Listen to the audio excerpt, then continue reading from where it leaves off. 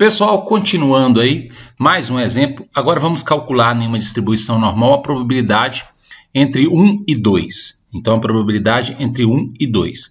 Então, eu fiz aqui o gráfico. Lembrando que a tabela é sempre a probabilidade entre 0 e um número. Então, não tem como a gente calcular nessa tabela de forma direta isso aqui. Então, o que a gente vai fazer?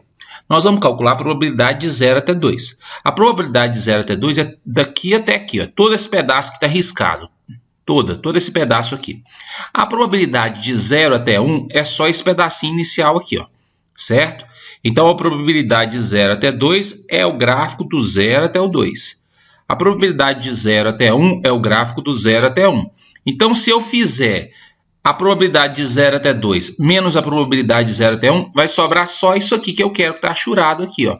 Então, é assim que eu vou calcular. Então, não tem como calcular isso aqui direto na tabela, porque não está entre 0 e um número. Então, a gente faz uma associação. Então, a probabilidade de 0 até 2 é a área que vem do 0 até 2, toda essa área aqui. Do 0 até 1 é essa área primeira aqui. E quando eu faço toda a área menos esse pedaço aqui, vai dar essa achurada que é justamente o que eu estou procurando. Aí vamos à tabela, então. Qual é a probabilidade de estar entre 0 e 2? Então, eu sempre venho nesse número aqui. Aí eu venho aqui, ó, 2, que é a parte inteira. Então, eu venho aqui no 2. Qual que é a segunda casa decimal? Aqui é 0. Então, eu venho aqui no 0 e aí, ó, a resposta vai ser isso aqui. Ó. Então, a resposta vai ser 0,47725. Menos. Probabilidade, então, observa, se aqui fosse 2, alguma coisa, mudaria o lugar, né?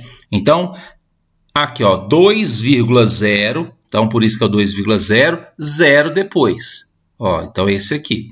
Probabilidade entre 0 e 1. Então, eu pego esse número aqui, que é 1, casa inteira.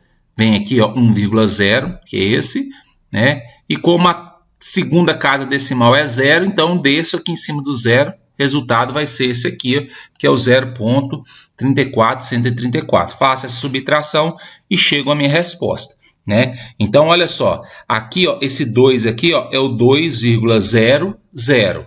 Esse 1 aqui, ó, é 1,00. Se fosse 1,01, aí já seria 1,0 e 1 aqui, ó, e assim por diante, né? Então a gente tem que saber olhar isso na tabela.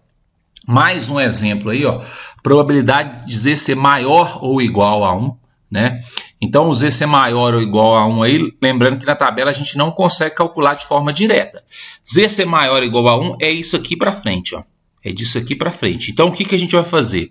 Eu vou calcular a probabilidade de estar entre 0 e 1, que é esse pedaço achurado aqui, e vou fazer o seguinte. Como, né, o gráfico tem isso aqui como eixo de simetria, 50%, ou seja, 0,5 está desse lado, e do lado de cá eu tenho 0,5. Então, isso aqui tudo é 0,5. E se eu faço 0,5 menos esse pedacinho aqui, que é entre 0 e 1, eu vou ter justamente o que eu quero, que é essa parte aqui, ó. Então, eu não consigo calcular essa probabilidade de ser maior do que 1 diretamente, porque a tabela é sempre o valor entre 0 e alguma coisa. Então, eu vou calcular a probabilidade de estar entre 0 e 1, que é esse pedaço aqui.